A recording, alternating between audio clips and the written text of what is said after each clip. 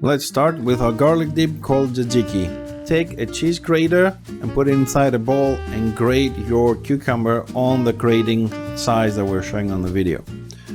Once you're done, remove any chunks left at the end and bring your yogurt over. Then put an amount onto your hand and squeeze it so all the water comes out of it.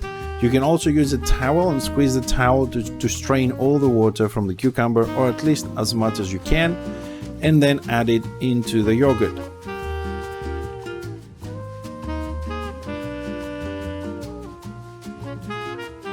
Add some salt, some pepper,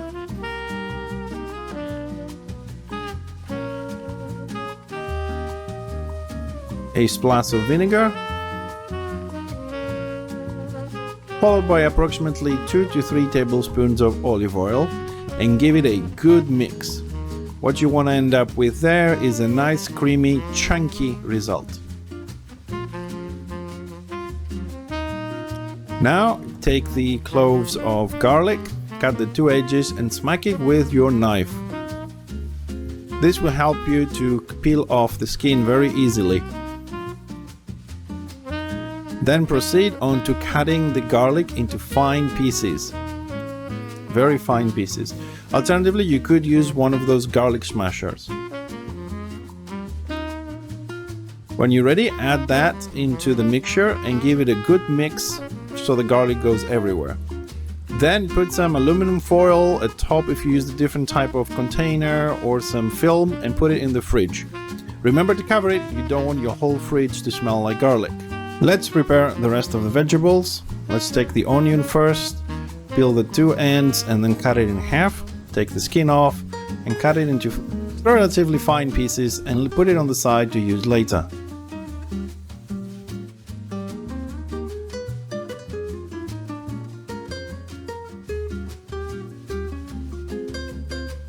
Continue with the tomato and cut it in round pieces first and then cut it in half again. Put it on the side to use it later when we make our souvlaki.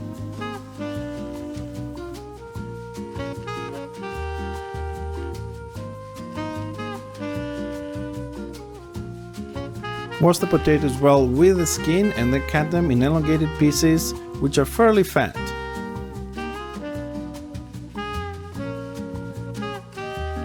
Put them in a bowl. Add some salt and water and let them soak for 30 minutes before you rinse them. Due to streaming restrictions, we just wash them a couple of times on stream. This is how you want your bowl to look after you add the salt and the water. When you're ready, strain the water and put the chips in a bowl. It's time to add all the spices. Salt, pepper, thyme, rosemary, paprika, and at the end we're going to be adding a little bit of cornstarch to mix them and absorb all the moisture. Every time you add one spice, make sure you shake it or you mix it very well so it goes everywhere. Take your time and don't be stingy with your spices.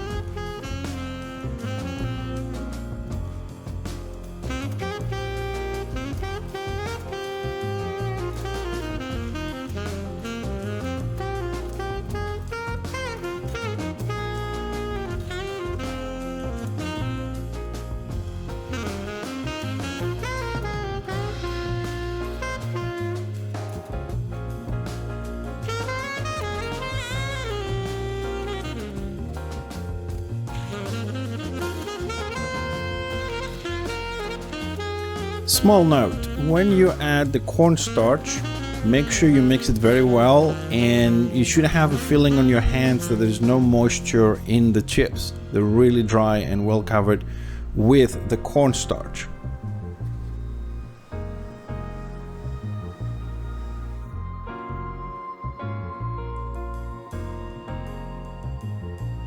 So add as much as required until you have that feeling on your hands.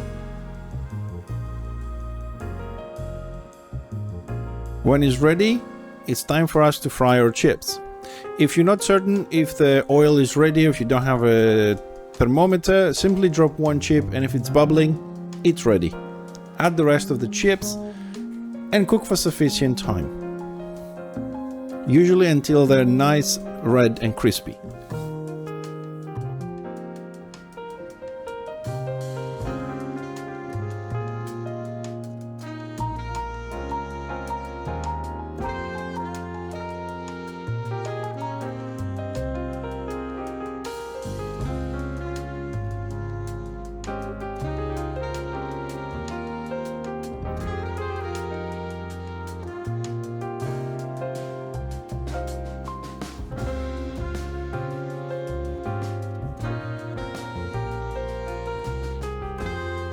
Time to get our meat ready. Usually gyros require a skew which is spinning around its axis and is heated from all sides until it's ready, and then you cut it while it's skewed.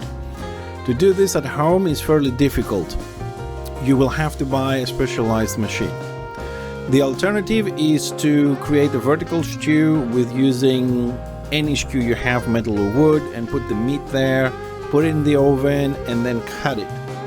This can be quite elaborate, and for the average person at home it might be a little bit too difficult to do or to find all the necessary parts. For this reason, we're gonna pre-cut our meat into small pieces, approximately 1 to 2 centimeters wide. The size doesn't matter, you can make it as much as you want. So take the meat and start cutting until you have all of it done into small pieces.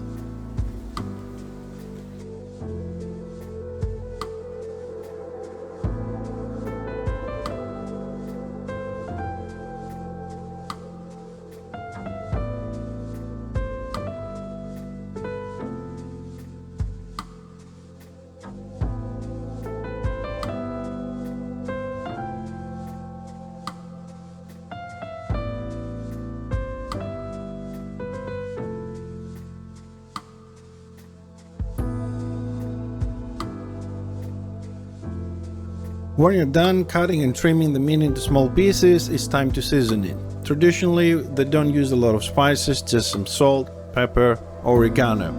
If anybody wants, you can always add paprika or curry. If you like some different flavor, you can marinate it overnight. It's totally up to you, but I went for a very simple, tasty version that's a lot easy to do at home. Once you're done with your spicing and it's ready, add it to your frying pan and cook the meat until it's ready. For the slices we did and the size, I would say approximately 15 minutes because this meat has a little bit of fat. As you can see, it's going to bring out a lot of juices and fat, so it takes a little bit longer to cook. Now, if you find that you have a lot of liquids while you're cooking it, you can always strain it and return it back to the frying pan.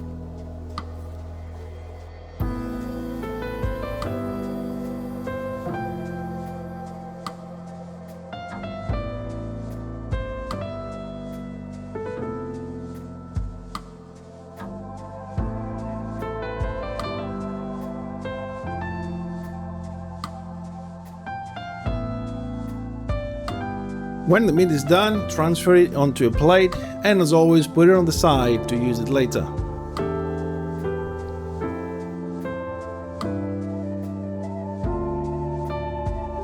In the meantime, our chips should be done by now. So take another plate and put 3 or 4 pieces of kitchen cloth. We're going to use that to put our chips on top. We want it to absorb the excess of oil. As you can see, the chips are nice golden with a little bit of a crust around them.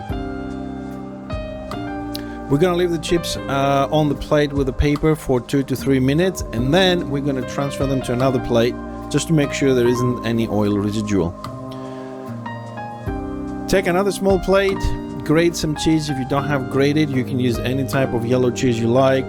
Cheddar, Goudas, Parmesan, Pecorino, whatever you like. We're gonna use that later to sprinkle it over the chips. Take a handful of parsley and cut it in any size you like and put it on the side. Now we have all our ingredients and we are ready to make our souvlaki. The first thing we need to do is take a piece of cooking non-stick paper and cut it into pieces. You could alternatively use some aluminum foil if you like, if you're home, but the paper looks a lot better. Now put a clean frying pan or the same one you used onto the stove, heat it up and warm up the pitas. Usually they take about a minute on each side and they're ready. Take the pita and place it half on the paper and half outside of the paper. Then add the garlic dip or tzatziki on it. Grab it with your hand and fold it a little bit so it will be easy for us to add all the other ingredients without falling off. After you put the garlic dip, I usually start with the meat.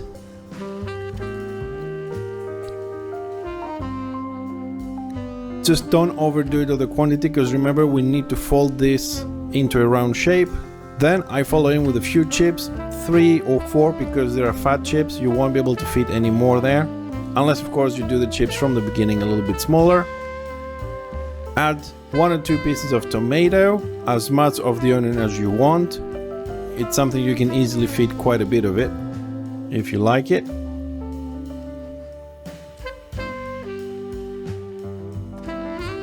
Honestly, I find it a lot easier to just use my hand to do all this. I'm not an expert with the tongues. Add a little bit more of the garlic sauce at the top, so the first bite is nice, juicy and fresh. Then sprinkle a little bit of the parsley. And now for the difficult part, to fold it.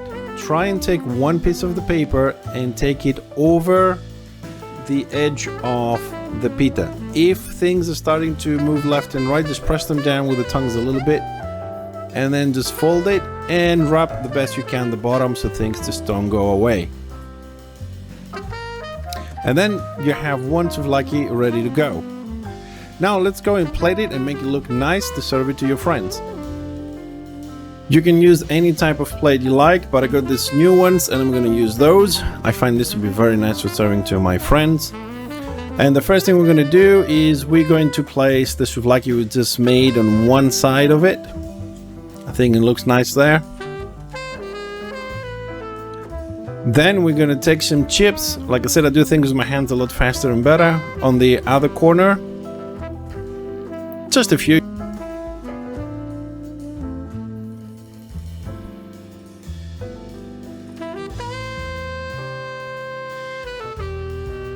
Add a sprinkle of the cheese of your choice, of course, as much as you want.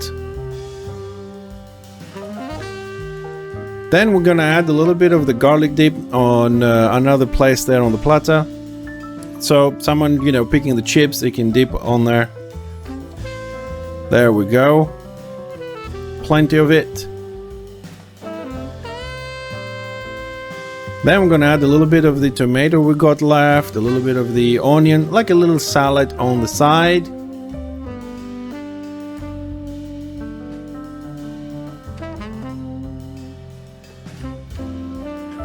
I personally going to put a little bit of coarse salt just to make the plate look a little bit nicer, just for the decoration there.